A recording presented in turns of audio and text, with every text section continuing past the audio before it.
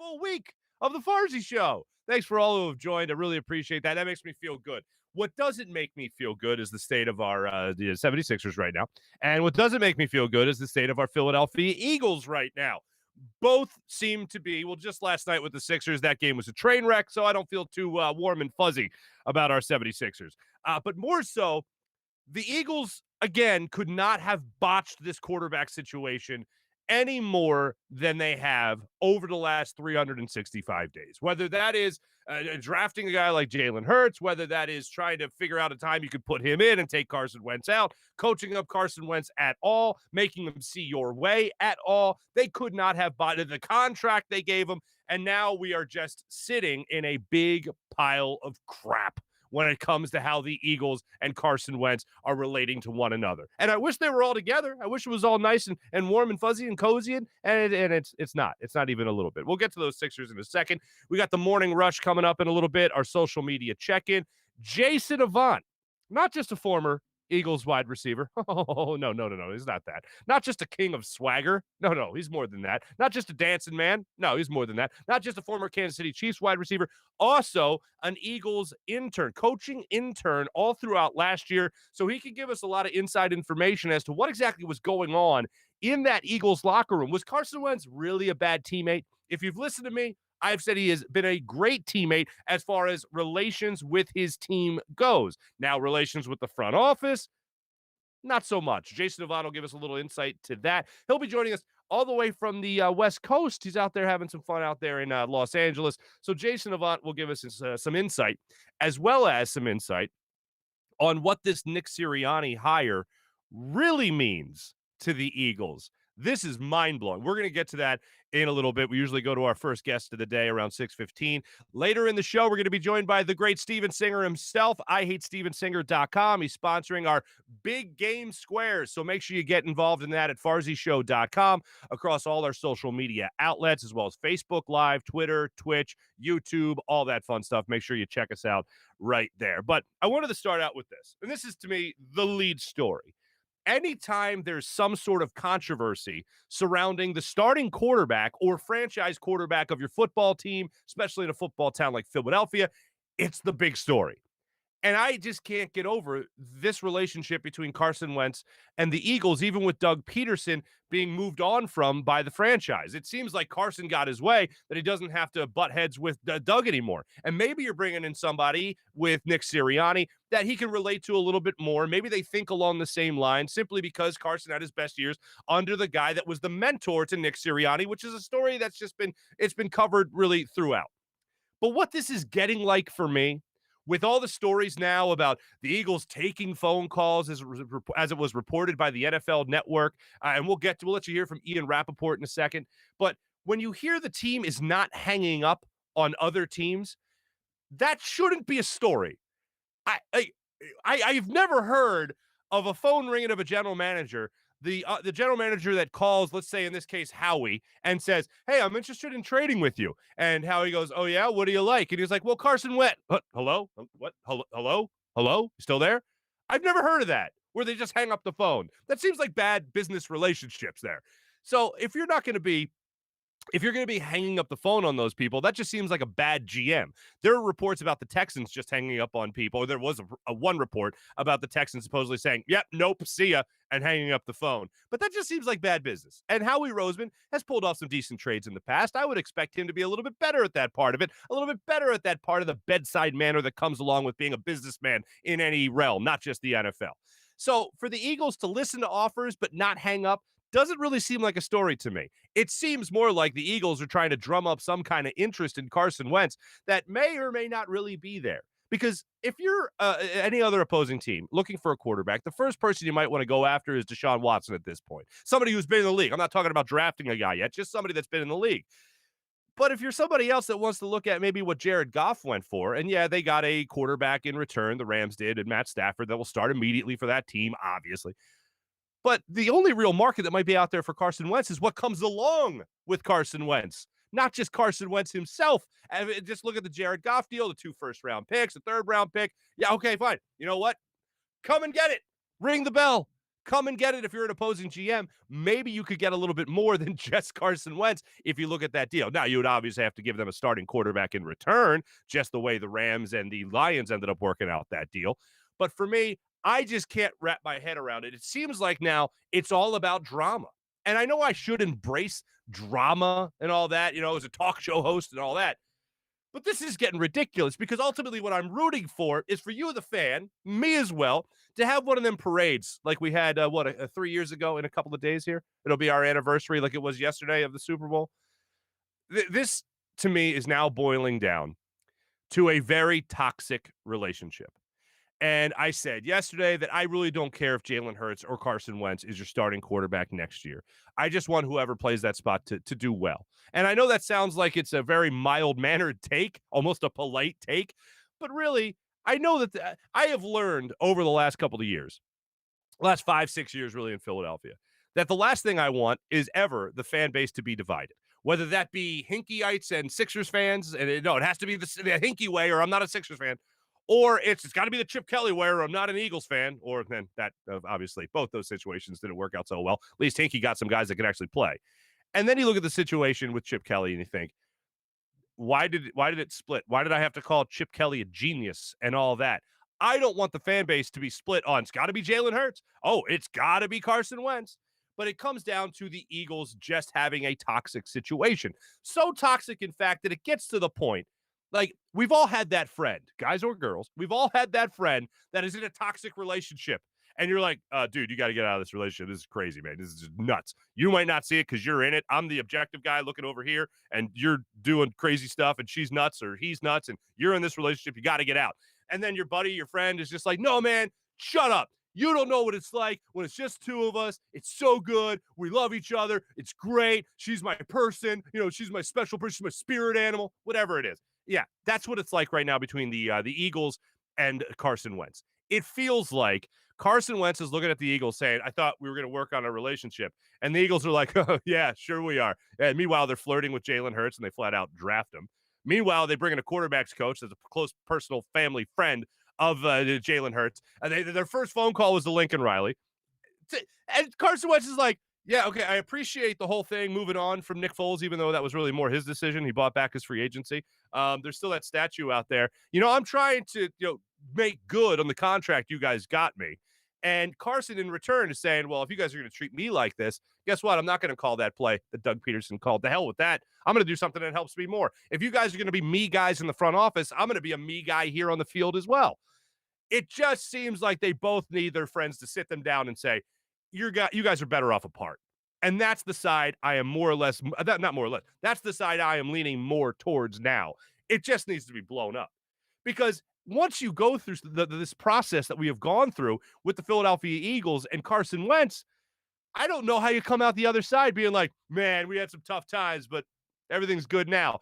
No, that never happens. Those relationships need to end. A friend needs to go in there while you're playing Madden or something and have that conversation. Dude, your girl's nuts, man. You need to get out of this. No, man, shut up. I love her. No, get out of it. This, to me, is what needs to happen. Howie Roseman, Carson Wentz, those parties, Jeffrey Lurie, they need to have their buddies talk to him and be like, dude, this is just toxic. It's not helping anybody. You already have Jalen Hurts here. Take a shot. If it doesn't work out, guess what? You have a chance at a new starting quarterback in a couple of years if Jalen Hurts isn't that guy anyway. I am leaning more towards, and it's going to be our social media check-in brought to you by Steak and Maine. It's going to be our question of the day. What do you want to see happen? Do you really want to see the Eagles work it out with Carson Wentz? Do you think he's good enough? Do you think he's worth it trying to work it out to see how it goes? Or do you need that friend to come in here and just be like, yeah, no, this is crazy stuff, man. She slashed your tires, and you thought that was a cry for help. Like, just break up. It's over. Like, you can't be a knight in shining armor. That conversation needs to be had with both parties. Call it off. Anyway, so Ian Rappaport is on the NFL Network yesterday, and he's talking about these reports being out there with the Eagles fielding calls for Carson. And to me, it seems like a bit of a non-story. It seems like, if anything, it's the Eagles trying to control it a little bit because that's something that they would leak. So the Eagles say they're hanging up on people, and Ian Rappaport tried to, I don't know, give us a better viewpoint on what's going on between the two parties, Carson Wentz and the Philadelphia Eagles. Here is Ian Rappaport yesterday on the NFL Network talking about the Birds and their quarterback. soon as Matthew Stafford and Jared Goff got traded a couple days ago, the question was, where will the quarterback carousel spin after this? Who's next? And my understanding, and this is reporting I'm done with colleague Mike Garafolo, is the Philadelphia Eagles are now fielding calls about potentially trading Carson Wentz. Teams are calling them, trying to see how much interest do the Eagles have in moving their former and potentially still franchise quarterback. And while the Philadelphia Eagles have been pretty clear publicly about saying that Carson Wentz is in their plans, they don't plan to trade him right now, they're also not hanging up the phone. And of course, let's talk about the money for a second. Carson Wentz, if he is not on the team in 2021, they're not going to cut him. That cap charge is too big. But trading him would actually save the Eagles $25 million as far as cash, and also cap would get $33 million in dead money against the salary cap. That is manageable, obviously, depending on what they get back in a possible trade. This is all very fluid. This is in the infancy, but teams are calling the Eagles to see would they trade Carson Wentz and finally move on from their former starter. If Howie Roseman is hanging up on other GMs, first off, I almost want that to be true, because just when you think it couldn't get any worse, he's not even going to take an offer. I'll give you 3 first-round picks for Carson. Too late, I already hung up. That's just idiotic. And fielding calls is a little bit of a pretentious language there. You know what I'm saying? Fielding calls, are they soliciting calls? Are they going out there saying, hey, what are you going to give us for Carson Wentz? Or are teams just calling them saying, yeah, we're interested? Because then I'd want Howie to at least see what they're willing to trade. And again, it could just be the Eagles drumming up interest. I just think that it's going to get to a point, and for me, it already has. But I think it's actually going to get to a point with the Eagles where it's just too much. And I don't know who's going to be willing to trade for Carson. I know there's been reports out there about possibly first-round picks being attached, getting a first-round pick in return for Carson Wentz. If you're somebody that utters this sentence, and I've heard this before, I've read it on social media, if you're one of those people that says Eagles should trade him, they go to get a first-round pick for him, and then, you move on. I don't want to trade a quarterback that's worth a first-round pick, especially one that's, 27, 28 years old? No, I'd rather hold on to that guy. If I think he's worth a first-round pick, I don't want to give up on that guy. Plus, I also doubt you're going to get a first-rounder in return for Carson, given what you just gave up for Jared Goff, as Ian Rappaport of the NFL Network just reported. It's a crazy story right now with the Eagles, and we're all going to be following it for the next couple of months. Hopefully not too much longer. New league year getting underway in March before some bigger money is owed to Carson Wentz. And worth noting, the NFL's salary cap reportedly will go up from $175 million to $185 million, $10 million more, which is a lot more than that was projected originally just a couple of months back. So we're going to talk a little bit more about that later. Roger Goodell addressed the media yesterday, as he does during every Super Bowl week. And Roger didn't exactly make himself sound like a complete fool. I got to give him some credit. You want to be optimistic? You want to be positive? There's some positive things that came out of Roger Goodell addressing the media yesterday. I got to get to this before we get to Jason Avant. Joel Embiid and the 76ers lost last night, 121-105, to the Damian Lillard-less Portland Trailblazers. Ben Simmons didn't play. Joel Embiid went off. Another incredible game from him, including, I believe it was 24 points of the Sixers, 29 points in the second quarter. And JoJo didn't start out good. He didn't start out good even a little bit. He was getting beat up a little bit by Cantor. He was missing easy layups. He wasn't getting foul calls. It seems like he was frustrated. And then he looked like he hyperextended his knee. And I don't know what that was, but he walked off the court, came back, and played amazing basketball. It was just his normal dominant self. Just unfortunate that it seemed like the rest of the 76ers team, with no Ben Simmons running the offense, no Ben Simmons on defense, it looked like this team was completely not shell-shocked, but sapped of energy. And I know they were playing a back-to-back, and I know they got a big game coming up on Saturday night against the Brooklyn Nets. I know they got a big game, and maybe they were looking ahead to that game a little bit. But Doc Rivers, after the game, came out and said the Sixers just didn't have energy. And the Blazers smelled that, like a shark smelling blood in the water, whatever. And they just attacked and attacked and attacked and were raining threes down upon the 76ers. Tobias Harris came out looking like he was, all right, no Ben, so I got to be the other guy to take over tonight. I got to take care of business. And he looked like that early, and then he disappeared for 2 quarters and came back a little bit in the fourth. It was an awful, flat-out awful 76ers game. By far the worst game they have played so far this year. And I only hope that it's just a matter of being tired, which we all still hate. They're professional athletes. What are you, tired back to back? Are you kidding me? Ben Simmons isn't playing. I get it. The guy runs the offense. The guy also is your defensive leader as well. I get that that's tough, but it shouldn't be. And you shouldn't, of all things, look forward to another game, look past the game that you're supposed to play, to look forward to the game you're about to play against James Harden, against Kyrie Irving, against Kevin Durant. You shouldn't be looking forward to that. And by the way, let's not forget, for that game, Sixers lost to the Nets back on January 7th, and that was with no Kyrie. That was with no KD. And that was before the James Harden trade. So this time around, they're going to be playing a much better squad.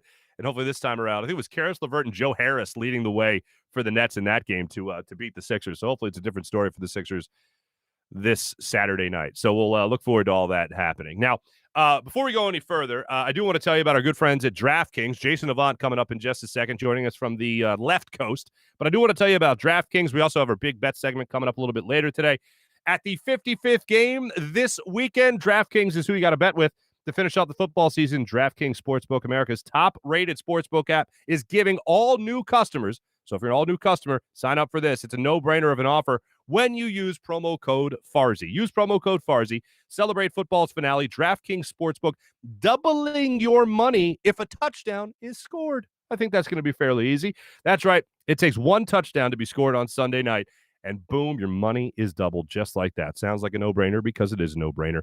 And if this game wasn't enough to party, guess what? Doubling your cash is reason to celebrate. No, don't forget about DraftKings Big Game Prediction Challenge with up to $55 million in total prizes up for grabs and instant prizes for everyone who enters the contest. Download the DraftKings Sportsbook app now. Use promo code Farzy to get a shot at doubling your money if a touchdown is scored in Sunday's game. That's promo code Farzy, spelled right there. Only at DraftKings Sportsbook. Must be 21 or older. Pennsylvania only. Restrictions apply in partnership with Meadows Racetrack and Casino. See DraftKings.com/prediction-challenge-DFS for details. Gambling problem? Call 1-800-GAMBLER. One of my favorite people, and he's going to be joining us on the Zados Investments guest line in just a second. One of my favorite people in this city, Jason Avant, is a guy I've come to know over the last couple of years. The man just drips swag, as they say. And he has been an insider with the Eagles. Obviously, like I said, a coaching intern with the team. He can give us a lot of insight. And his take on Frank Reich, from what I understand, and hiring Nick Sirianni with the Philadelphia Eagles is absolutely incredible. Take a listen to Jason Avant as he joins us on the Zados Investment guest line.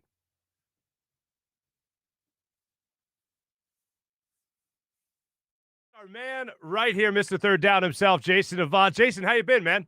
I'm doing great. How are you, Mark? I'm doing fantastic. Great. I'm doing great as well. Not as good as you. I mean, you're West Coast, brother. So you're living the life. I just got done shoveling more snow. Just a clear path for the nice trash men. Yeah. Yeah, I'll be back to shovel more snow on Sunday.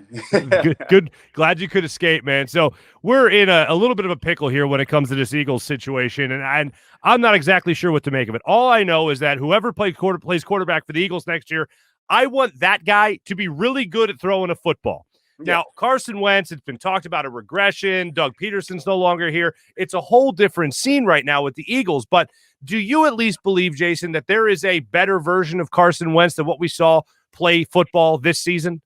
There's definitely a better version of Carson. We've seen it in 2017, and we've seen him show promise before that, in his first year. So we know that there's a better version. He knows that he didn't play well this past season. And hopefully he can correct some of those things if he's here. So he had a historically bad season, and it's just not like, Carson to have that many turnovers. And we'll see what happens, in the organization. But he definitely can play better. We've seen him play better. Why he took such a step back this year is the bigger question. Absolutely. And now Nick Sirianni comes in, head coach of the team. He worked with Frank Reich. How much of that Frank Reich type of mantra will he have here in Philadelphia when it comes to scheme and how he handles his players, you think? Well, I think that was strategic by management to make sure that they got to get a guy, because basically to me what they said is that we should have kept Frank over Doug. That's simply what it sounded like to me, because there was a report that said, they didn't go after, Coach Reid's coaching tree. and they've had success, but apparently they wanted someone that maybe could groom the quarterback position like Frank did with Carson, and hopefully they think that Sirianni can, revitalize Carson if he's here. Jason, are you buying the idea that there's going to be a legit quarterback competition going into training camp next season? If Carson is, there's a lot of trade talks that are going on right now. And when Adam Schefter says it's pretty, fluid, So if Carson's here, there will be a quarterback competition. However, it was a very, very curious move for me when you bring in Brian Johnson, right? A guy that's known Jalen Hurts since he was, 4 or 5 years old, recruited him to Mississippi State, has a family history with him. That was an indicator, and I don't necessarily know if Carson loved that or not. And that's not all. I mean, there was another report, Jason, and that's a great point you bring up about Brian Johnson, but there's another report that's out there surrounding the fact that Lincoln Riley was the first call they made to be their next head coach, who, of course, also coached Jalen Hurts, so another Jalen Hurts connection. And then they make this coaching hire with Sirianni, like you pointed out, the Frank Reich coaching tree. So it really does seem like they're trying to play both hands. Yeah, so there's a lot of misdirection, I would say. Just based on the reports, based on the moves that have been made, with Jalen, Carson, Sudfeld at the end of the season. There's a bunch of different things that leads me as a fan, because I'm an Eagles fan through and through, leaves me as a fan with questions about which direction we're going in. Because a lot of these moves are like this. We don't know. So we just want straightforward answers. We want a clear direction. And a clear direction is what the guys are going to feed off of in the locker room. Therefore, your team will be better if everyone's on the same accord. And that's not the message that's been portraying, that the organization has been portraying, to the fans. It certainly, I'm confused by a lot of things that the Eagles are doing right now, and I think they were taken back a little bit by Doug Peterson. The way I see it is that Doug went to management and said, this is what I want to do. They said, we don't want to do that, and they had to part ways, and that was the only way to do it. Is that kind of how you saw it play out, where Doug kind of demanded some things that management really wasn't willing to go with him on? Well, there's always speculation, right? Because those are the higher up. I was there, but I was low level. Those are the higher up conversations, and you only can speculate because there's only 2 or 3 people in that room. Mm-hmm. But I would think that a coach that have made the playoffs 3 out of 5 years and won a Super Bowl would have more rope than what Doug Peterson had this year. Mm-hmm. So that would make me side with you, Mark, in thinking that maybe Doug asked for something that they weren't willing to give up, namely probably power or control. We don't necessarily know. Mm-hmm. Now, obviously, as a person that was around the team all year, you were a coaching intern with the Eagles. Carson Wentz and the locker room, people really try to make him out to be a bad teammate. Did you feel that way about Carson Wentz, or was it received well in the locker room? Carson's not a bad teammate. That's misinformation. Carson's not a bad teammate. He's actually a good teammate. He tries his best to go and stretch, across the aisle in so many different ways. When you're a quarterback, let's get this straight. When you're a quarterback, you're in Beverly Hills, okay? When you're a normal player, you're in East LA, right? So there is a chasm naturally that happens. It's a pecking order to this thing. And so therefore, there's always going to be a little bit of, kind of gap and misunderstanding and things like that, because the quarterback is closer to management than any player, right? So I don't necessarily think that Carson's a bad team. I just think bad teammate. I just think that, I think that he could be socially awkward at times, but that doesn't mean he's a bad teammate. I've played with a lot of guys that just don't do well with large crowds or things like that. They're just not in their wheelhouse, but they're good people. They're good teammates. Mm-hmm. They're not like Jason Avant, who's just got swag for days. You know what I mean? You know what I mean? That's great. So how, like, Eagles fans, when they look at the whole situation, how confident are you that Carson can get close to that MVP form that he had in 2017. How confident are you that he can accomplish that? I don't know. And then see, you hear my first response is I don't know. And that's the mentality of the fans, right? Because we've seen this, and we've seen injuries, and we've seen like bad play this year. And so it all depends on who's there coaching them and how invested. See, here is the big issue.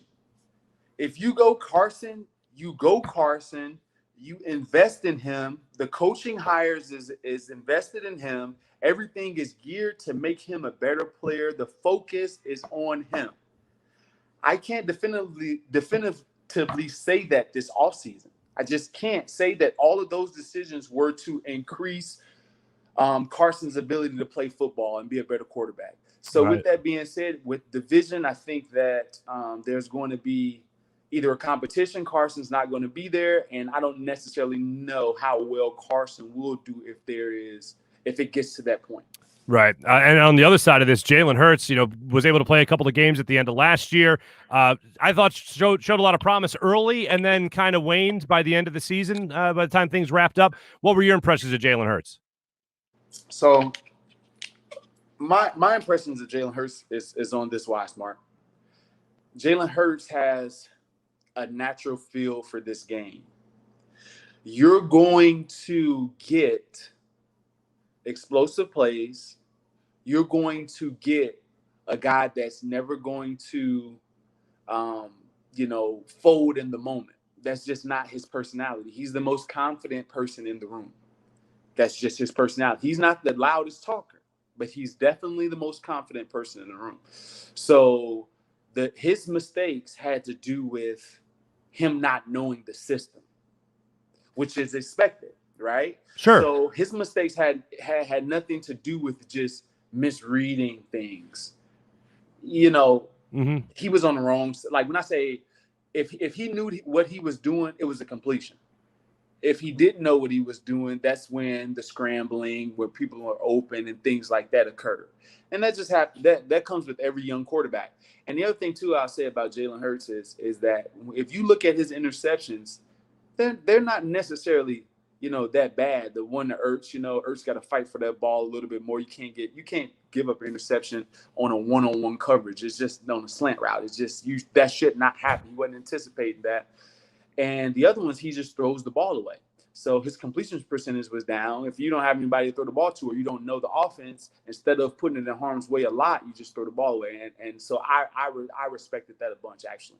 Yeah, and one of the things I like from Jalen Hurts, if I don't know the play, I'll make the play.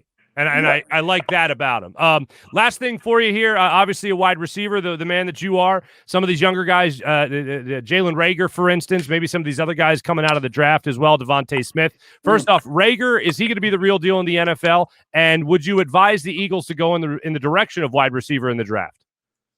Reagor has the ability to be really, really good. Now, it all depends on the way that you can scheme him up, because he's going to have some deficiencies. He's a really, really talented player. He's a naturally talented and gifted guy with the ball in his hand. He's explosive. He's fast. He can do all those things. And he catches the ball way better than people gave him credit for. It was an adjustment earlier in the training camp, and I told him, and he's like, man, what do I have to do? I was like, listen, you just got to care about it more. It's like in college, they didn't care because you can make an explosive play.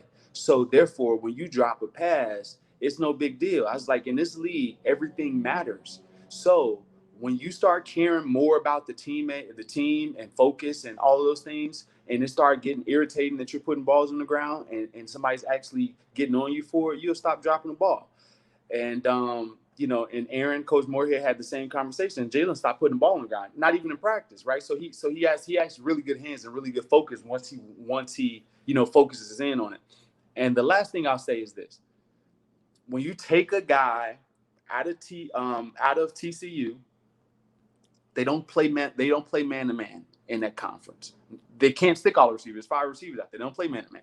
So therefore, the reps with one-on-one man coverage that you have to face and beat in the NFL, he doesn't have the reps at yet.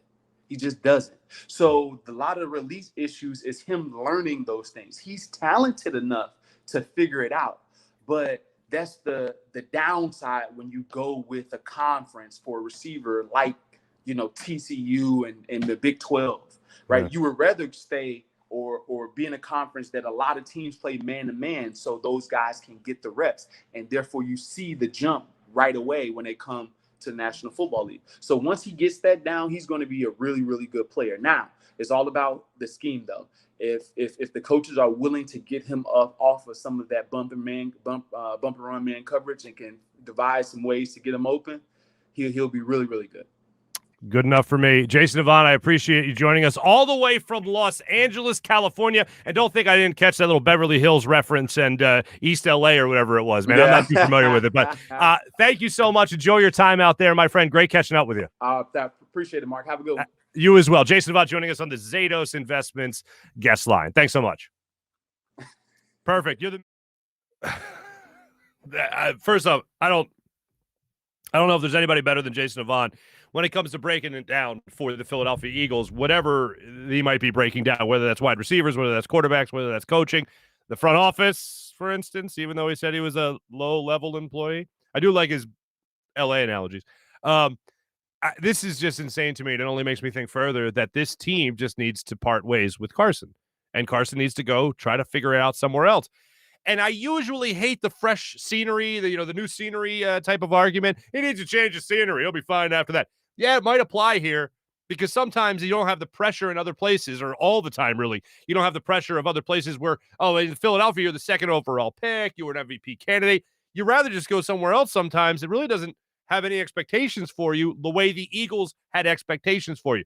Because if you go somewhere else, you're going to be in a similar situation to the Eagles, where the fan base is going to wonder whether or not you can fix yourself or whether or not you can get it right. Or they're still going to wonder that, but they're not going to have the memories that we have of 2017 or even the end of 2019 when he rallied the team to the playoffs and played with nothing around him, because that was so impressive. I get the fact that they were playing nobody at the end of that season. They should have beat the Dolphins and all that in 2019. But when you look at everything else that surrounds this squad, how do you not just say to yourself, at least 2019 was a little bit of a nice wake-up call for Carson. It wasn't 2017 worthy, but maybe I was at least 2019 worthy. For me, I was wildly impressed with what Carson Wentz did at the end of 2019. Me personally, I was actually more impressed with what he did at the end of that year than most people were with what he did in 2017. That's me personally. I know that's not the grand take of everybody, but that's how I felt. And Jason saying if he's going somewhere else, maybe you do have somebody else look at him and go, not only can I fix him, but I know he'll be coming here relieved of a little bit of the pressure that he had in Philadelphia, where he didn't have to worry to living up to a 2017 type of run, where he didn't have to worry about living up to will he be an MVP again type of thing. In another city where they haven't lived and died with every single snap he has taken, you get relieved of that pressure just a little bit. So thank you to Jason Avant. And then the big thing that came out of that for me is the admission. And I know there was a report out there a couple of weeks ago about the Eagles wanting to fire Frank Reich, but Doug Peterson argued to keep him. Maybe after the fact, the Eagles looked at it and said, maybe what we should do here is listen to Doug on this one. And maybe what we should do here is see if they can really work it out with this offense. And that was after Frank Reich's first season. Then the next year, they went ahead and kept Frank Reich. They go to the Super Bowl. They win the Super Bowl. And I don't think you were going to fire anybody off that staff, but Frank Reich got himself a pretty good gig. And let's also look at this. If the Eagles would have won the Super Bowl with Doug Peterson, which they did, then fired him to promote Frank Reich, oh my God. We would have been having a much different type of parade in Philadelphia, marching to Lincoln Financial Field to hold the Eagles brass accountable for that type of move. In retrospect, maybe they need to do something to make sure, maybe not hire Mike Groh as the next offensive coordinator. Maybe that's where they really lost all this. Maybe they needed a better transition. Maybe that would have been the time to promote Deuce Staley, someone that was universally respected throughout that locker room, somebody that everybody listened to as the offensive coordinator to try to rein in Carson Wentz. Maybe that would have worked. But instead, they go through this revolving door of offensive coordinators, no offensive coordinator, ended up entrusting him to Mike Groh, ended up entrusting him to Press Taylor from John DeFilippo. And maybe that's really where the domino, the first real domino that fell. Maybe that's when it fell. But saying that the Eagles almost admitting that this move of hiring Nick Sirianni is the Eagles almost admitting that they should have kept Frank Reich over Doug Peterson is a really interesting tidbit from a guy like Jason Avant, a former player and a guy who was a coaching intern with the squad as recent as this past year. So thank you to Jason Avant for checking in there on the Zados Investments guest line. Coming up, we're going to go back to the Zados Investment guest line. As a matter of fact, talk to our friend Steven Singer. Fellas, Valentine's Day. Need some help? Steven's the guy I trust, and I'll show you why in just a little bit. Right now, I do have to tell you about the great people of Steak and Maine who sponsor our social media check-in that we're going to get to in just a second. Steak and Maine, fine dining in the heart of Northeast Maryland. Whether you dine in a more upscale steakhouse or casual bar and patio, you will enjoy the highest quality of prime meats, fresh seafood, world-class oyster bar, and freshly prepared sushi, and all an exclusive wine list that is just it's all-encompassing. It's fantastic. From Cavada wine cellars as well. My man, Tony Cavada, and his family have a great wine cellar. Premium wines, delicious wines. You got to check them out. Open every day for lunch, dinner, and Sunday brunch, which is always a hit. Steak and Maine in Northeast Maryland voted #1 place for steaks in America by the Travel Channel and the Cooking Channel as well. Check it out for yourself. Go to steakandmaine.com for more information. Make sure you tell them Farzy sent you. Fan up. They're officially launched. Love these people. These guys are great. Check out the app. Philly fans right now, if you want to be part of the MVP, if you want to be an MVP for the big game, make sure you download the Fan Up app. Join Fan Up's big game, big contest to win a Peloton bike, plus also a mirror home gym or even both. The days of playing fantasy football sports are over. That's playing them alone. You got to check out Fan Up. I'm doing it with all my friends. It's fun, easy, and you can win a Peloton bike or a mirror or both. The big game, you should be the MVP of the big game yourself, and you could do that with Fan Up. So make sure you download the app, Fan Up app. Use promo codes SBLV or Fan Up and get 2,000 bonus points. That's SBLV or Fan Up. May the best fans win. Zados, I mentioned them a couple of times. Zados Investments, up-and-coming luxury real estate development and investment company in the Philadelphia area. They design and develop top-of-the-line custom homes all around the city of Philadelphia, ranging from small single-family rehabs to ground-up construction, townhomes, and condominium buildings. Also, Zados has the work. They work closely with private investors. They're a private investor base to provide them with substantial returns on their investment ranging from 20 to 40%.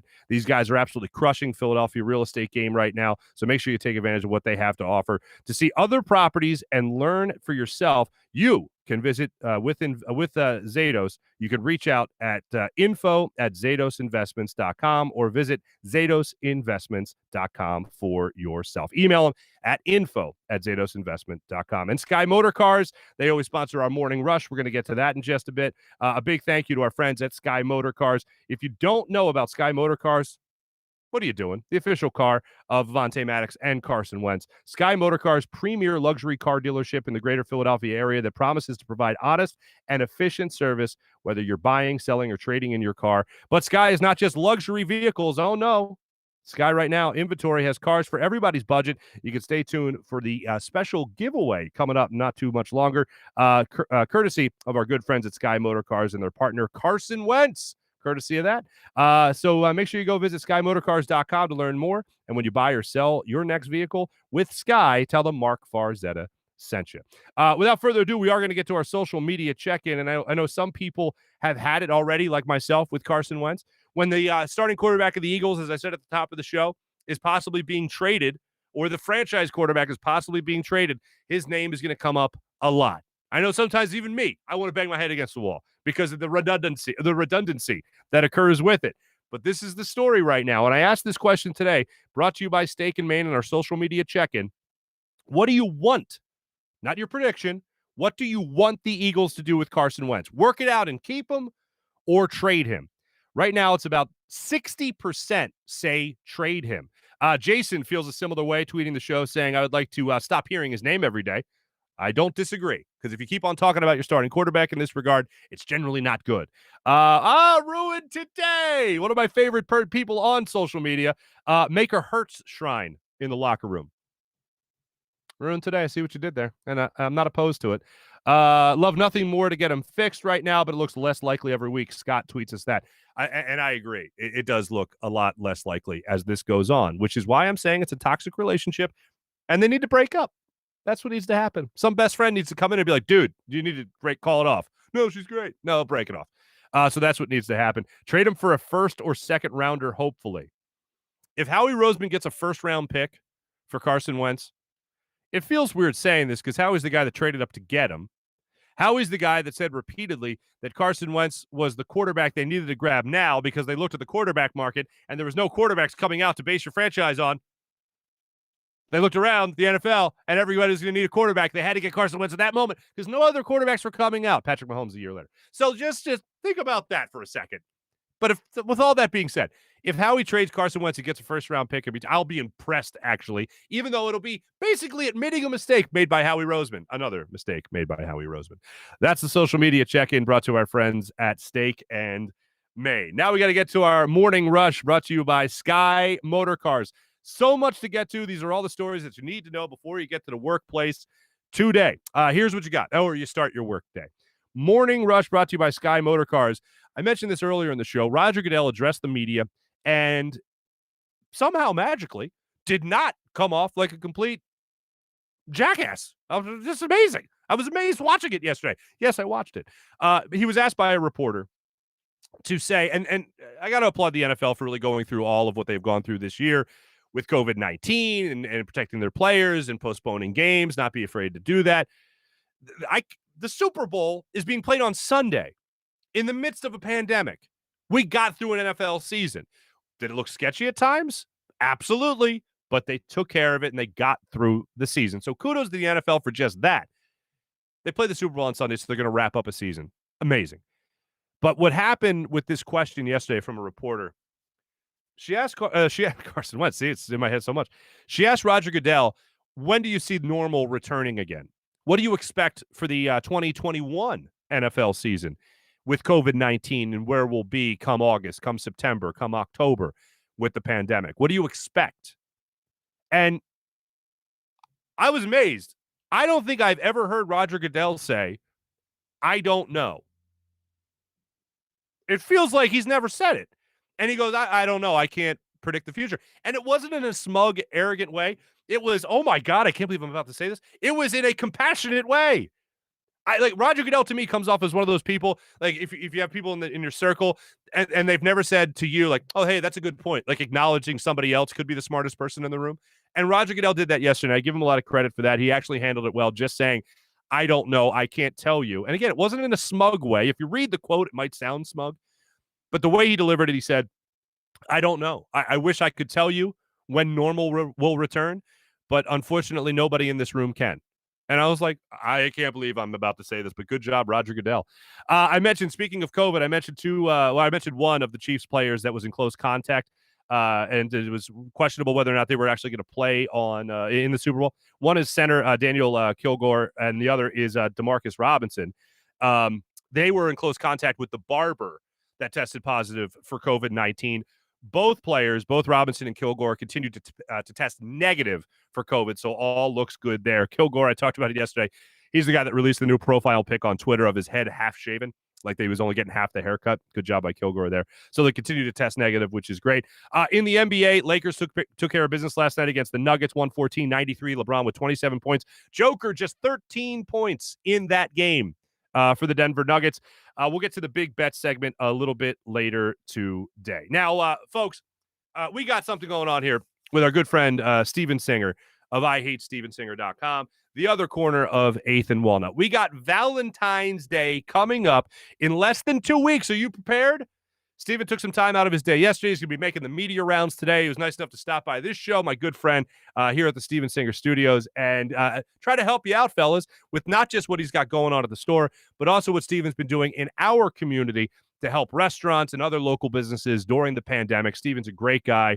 We're going to get into that in just a second on the Zados Investment Guest Line. Here's Steven.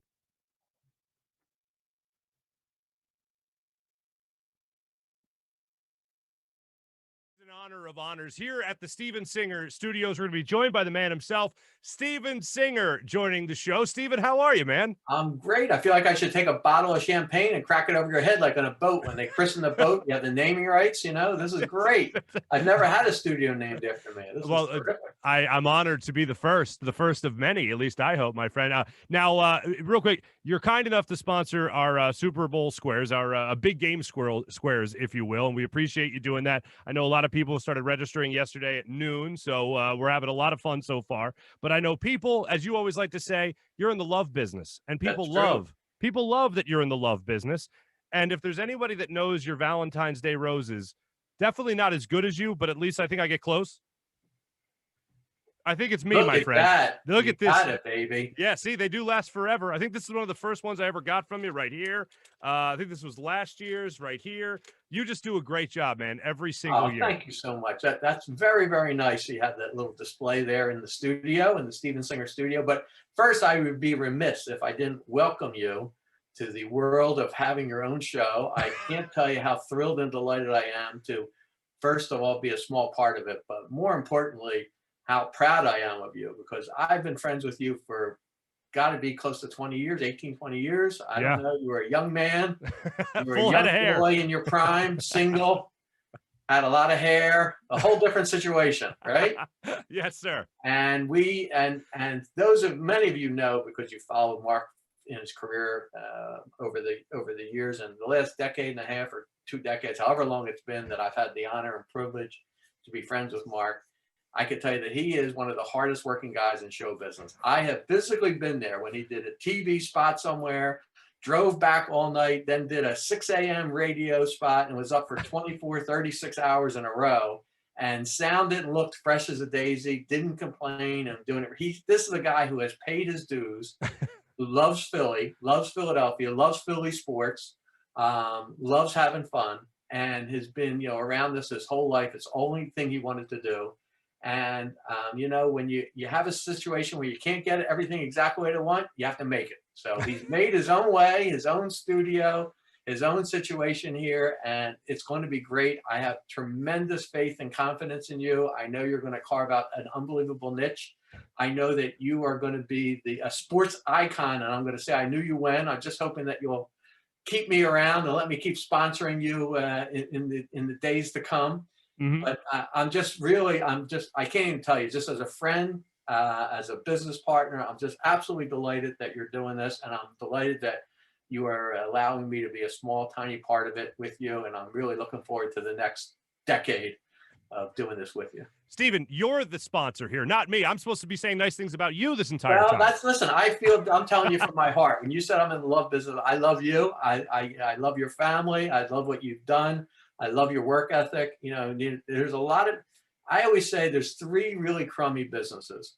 You got radio, jewelry, and circus clowns. They are the bottom rung of show business and what's going on here. And there's a lot of a-holes, I don't know how to say it nicely, that you meet, especially in radio. And they're just dumb as a box of rocks. And you are one of the few people that I've met that is great. I mean, listen, I have a lot of great friends and a lot of great relationships. I'm not saying that. There's a lot of great talent. I don't want to misspeak. However, you are one of the people that's in my highlight reel. It's somebody that I really enjoy, that I always thought was very, very talented. And I told one of your previous bosses, I said, you're going to lose him if you don't really step up and do the right thing and like that. And they just didn't get it. They were short-sighted, and they had done that. And they also lost some other big name talent and stuff. So here you are. You've made it for yourself. It's great. You're going to do great. I'm very proud. I have a tremendous confidence and faith in you, and I'm really looking forward to it. Thank you so much. I'm glad we record every show, so I'll send this to my mom, and she'll just be even more head over heels in love with you, my friend. Now, well, it's true. It's true. Thank you. And one of the things that I love about you and your work ethic and the way you go about your business is that things will start out as a good idea. Someone will have a good idea. You'll have a good idea yourself, and you'll say, all right, that's fine, but how do I make it great? And then once you have a great idea, you say, how do I make it phenomenal? And you always take that next step. Throughout your entire business, that's what you do, and that's why I respect what you do so much, and that's why I'm so glad to have you on board with this show. I always said that I'm like the Steve Jobs of jewelry. He really didn't invent too many things, but he took all these things, put it together, packaged it, and made it all sync up and work. He didn't invent the MP3 player, somebody else did, and he didn't invent the phone, but he thought to put the two together and make it work like that. And, these 24 karat gold roses, they started out the first year we did them in 1980. We had a dozen or two on the shelf, and we sold like 3. And my whole staff said, listen, these are the biggest pieces of crap. They're terrible. Nobody's ever going to buy these. They have dust on them. Let's just give them to charity, or let's just throw them out. They're taking up room on the shelf. We don't need it. I said, listen, you're not seeing what I'm seeing. The second year we sold maybe 2 dozen. I mean, now we have a 150,000 square foot warehouse in Delaware, one in St. Louis and one on the West Coast, and where we ship, and they're open 24/7, shipping these things and packing them up so everybody can get them. And the price in 1980 started out at $59 for the red classic Valentine's Day rose. It's still $59 for the red classic Valentine's Day rose. And it's a great gift. As you said, it lasts forever. And now we have about 60 different colors. You have a half a dozen of them or so in front of you. And this year we're featuring the Twinkle Twinkle, which is a deep navy blue. It's the color of the sky just as it starts to get dark. And the stars come out. It mimics the stars in the sky, had little sparkles. And it's absolutely breathtaking. It's gorgeous. And as you know, everybody collects these things. So if you have a sweetheart, you give her one, then it becomes your fiance, then it becomes your wife, as is in the case with you. Then the first year anniversary, the second, and these type of things. And then they build it up to a bouquet. And then they get a bouquet of all yellow gold, a bouquet of all rose gold, a bouquet of platinum ones with all the different colors. And it's just absolutely fantastic. And you get credit for it all year round. It lasts forever. It comes with in a really, really cool, our signature box. And you can write your own little love note inside of it that you'll get that's personalized. And the $59, you know how much extra it is for shipping? Nothing. It's free. Zero. You know how much extra it is for the love note? Free. You know how much extra the lifetime guarantee is? Free. The whole thing, the gift packaging, I ordered flowers, like real flowers. It was $65 for the flowers. Then the vase was more money. Then the shipping was more money. Then the card was more money. Then everything, by the time I got done, it was $160. And it lasts for a week, and then my wife throws it out. Yeah, and it's all this gooey. Lasts forever. It's gross at the bottom too. You got to throw. I've had to throw out flowers like that before. Not these. These stay forever. And by the way, for the record, I think there's one for every year that I was just dating my wife before I got engaged, nice. and then probably 2 more for the years that we were engaged, and then obviously got married. So I bought myself some more time with these, Stephen. Thank you for that. No, listen, it's a great stall gift. If you want to go out, and you don't want to get a ring, engagement ring, or you don't want to get anything serious. $59 starting at that. You can get a 24 karat gold dip rose that'll last forever, and you're in business. Stephen, they are absolutely fantastic. IHateStephenSinger.com. Can I still do the appointment scheduler at the store itself? Absolutely. We're open every day, 7 days a week, now, all the time, but certainly now through Valentine's Day. We are being COVID safe. We have a medical grade air purifier. We have somebody, a greeter at the door. We only do it by appointments. We have the shields up, everything that you could possibly do. And then, of course, we have free shipping all over the United States. And so guys are traditionally not that bright, and they wait till the last second. This year, please, UPS, FedEx, the United States Post Office, everybody is delayed because of the virus and this past snowstorm we just had. Please, please, please order it now, get it there, have it. Know that you have it for your wife, your daughter, your mom, your sweetheart, your girlfriend, whatever it is, and start a tradition every year. And then, of course, if you want any of the big gifts, engagement ring, diamond studs, a diamond pendant. And I forgot to tell you, we have, it's called the Star of Love. Yes. It's the diamond pendant. It's only $128. Real jewelry does not have to be expensive. Look at that. And it's all diamonds. It's a 8-pointed star with a little heart cut out of it in diamonds, all precious metal, $128. Comes in a beautiful gift box, again, with the gift note. So anything you want to do for jewelry, it doesn't have to be expensive. You could spend $59 and you can spend $59,000. We're going to hook you up and take care of you. And I just got to mention one quick thing before we go. Go ahead. This year, we're doing something different. It happened completely by accident. We started last Mother's Day. Or actually, we started in March when the virus started, that we decided to do for Mother's Day, that we were going to, in honor of Mother's Day in March, we started every week, we were going to sponsor another hospital. So we found a local hospital, we found a local restaurant, and anybody that bought any roses, we took they didn't have to spend any extra money, just we took it out of our end. We would take that money, we'd purchase meals from the restaurant, and then we'd feed the hospital. What happened was it got a life of its own. So now we've done it in about 20 states all over the country. certainly we started in our backyard. So we did Cooper, we did University of Pennsylvania, Penn Medicine, we did Thomas Jefferson, Temple, CHOP, you know, a lot of the hospitals here. So we'll go to a local restaurant, they'll cater. So these restaurants are dying because they can only do takeout and stuff. They can't really have people in with any kind of meaningful thing. And we've been so lucky. You know, we've been in business 40 years. So our online business has thrived. It's gone through the roof. And our in-store business, our customers are so loyal, you know, because 40 years of referrals and repeat customers and referrals from repeat customers. So we've done very well. So it's such an honor and a pleasure to give that back. So we buy food from these local restaurants. We go to the hospital. We feed all the doctors, nurses, technicians, staff, everybody, the whole hospital. And we did it Christmas, Valentine's Day, or doing it Valentine's Day, Thanksgiving, New Year's, Mother's Day. But then we just do it every week. We just do it on Friday or whatever day the hospital wants us to deliver. So a portion of everything you buy, it's a four-way win. The person that buys it gets a great gift, right? And they get to give to charity without doing anything. The person gets a great gift, and they get a little note that says part of this went to this hospital. The hospitals are, I mean, I'm getting hundreds and hundreds of thank yous and emails and texts and letters that, you know, they just want that hug. You're amazing. And of course, the restaurants are thrilled because they're dying, so they can cater it and bring, you know, the stuff. And it really makes us feel good. It's been a nice thing. And this year has been such a crappy year with this virus, and so many lousy things have happened. So there's only been two good things I can think of this year. The Farzy Show and these donations to the charity. They're the two highlights so far of 2021. You ask any publication, they'll say the same exact thing, Steve. Exactly. Thank you. You spoil me way too much.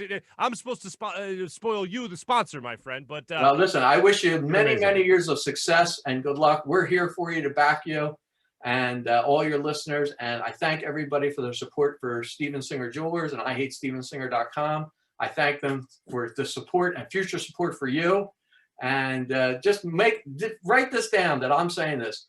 5 years from now, we're going to turn around. This guy's going to be a big guy on the national scene. Everybody's going to be turning to him. Everybody's going to be asking for stuff. He's going to be the number one guy. Everybody's going to ask him to sit in and do this stuff. This is the guy. So I'm hooking my wagon to him. You know what I'm saying? I want to be with you. All right, I'll start. I was going to pump my own tires, but you just did that for me, so the wagon will ride smooth. Steven Singer, IHateStevenSinger.com. Check out everything from roses, jewelry, everything at IHateStevenSinger.com. We'll have some fun with the contest. Absolutely. Big Game Squares brought to you by Steven Singer as well. Thank you, Steven. Thanks. I like my own family doesn't compliment me the way Steven Singer does, so I greatly appreciate that. IHateStevenSinger.com. Check out everything he has to offer, especially during Valentine's Day. Absolutely love that man. And as he said, about 18 years I've known him. Unbelievable. Just such a good dude. And the way he's taking care of the restaurants and the community and everything that he's doing and the people that work in the first responders and all that and the people at the hospitals, doctors, nurses is absolutely amazing. The man's amazing. We have our big bet segment here brought to you by our good friends at DraftKings. Make sure you're betting with DraftKings for the big game coming up on Sunday. Big bets. I'm sorry. I realized that after the show, I didn't give you a bet yesterday simply because I was just so put off by the bad beat I got in the Sixers Hornets game. But anyway, moving on, we'll go back to the big game on Sunday. Chiefs now at -3. Chiefs are -3. They were 3.5 yesterday. Now they're -3 today. I still like the Chiefs. There's one thing that started to back me off of the Chiefs. Just a little bit. Looking at the points right there. And that's Mattress Mac. Have you seen this bet? Mattress Mac, the guy out of Houston that's just known for crazy bets, and during the floods in Houston and all that was going on a couple of years ago, took people into his mattress store to sleep on the mattresses. That's a good guy right there. But Mattress Mac, apparently money's not a problem. $3.46 million. $3.46 million is what he bet through DraftKings, by the way, on the Tampa Bay Buccaneers winning the Super Bowl. One of my favorite memes surrounding the Mattress Mac's bet was Mattress Mac betting $3.46 million, me betting $3.46. And it's a picture of the guy like perspiring crazily. And that's how I would feel. Like, I feel confident that the Bucs are going to lose the Super Bowl to the the Kansas City Chiefs are going to cover that 3.5 or 3, whatever it is, come Sunday. It's right now at 3, but I'm pretty confident they're going to cover that. But I'm not $3.46 million confident that they're going to cover that. So that's a big bet. Me, not so much. Him, big bet. So there you go, Matt. Good luck to you.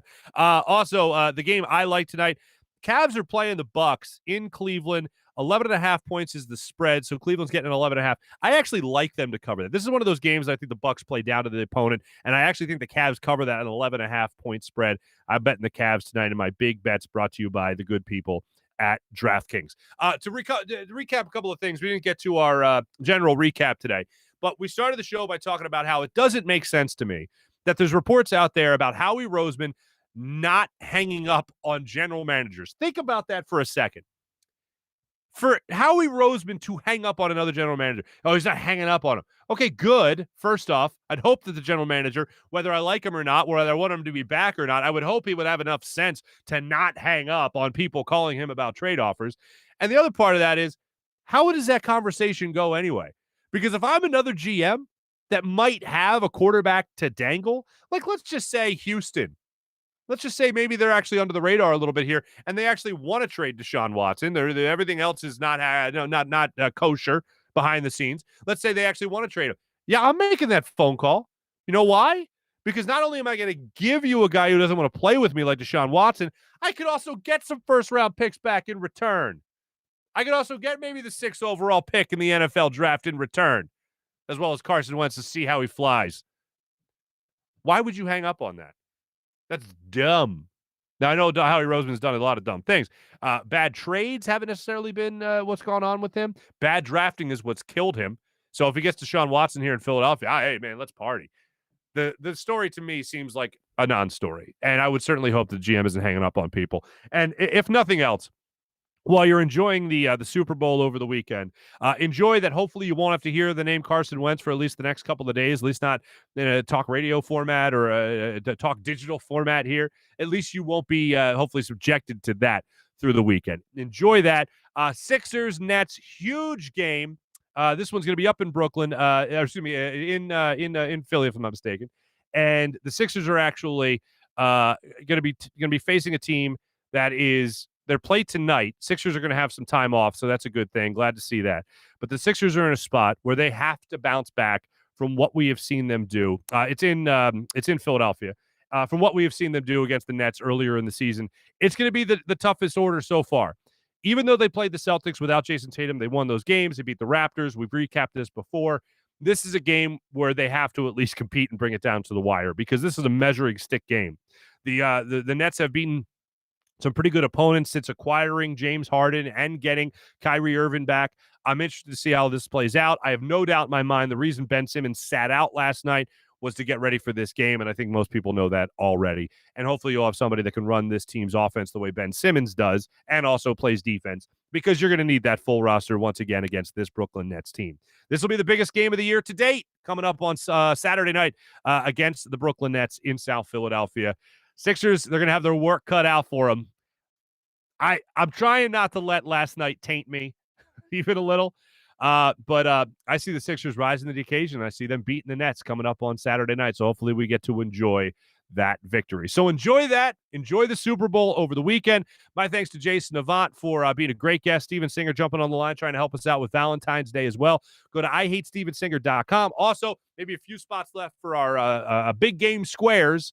So make sure you go to the website and check out FarzyShow.com. Also across social media platforms to register for our Big Squares competition. Some great prizes for you right there for the big game. Thanks for joining us throughout the week. Really awesome to be back, being able to talk sports with you guys every day now.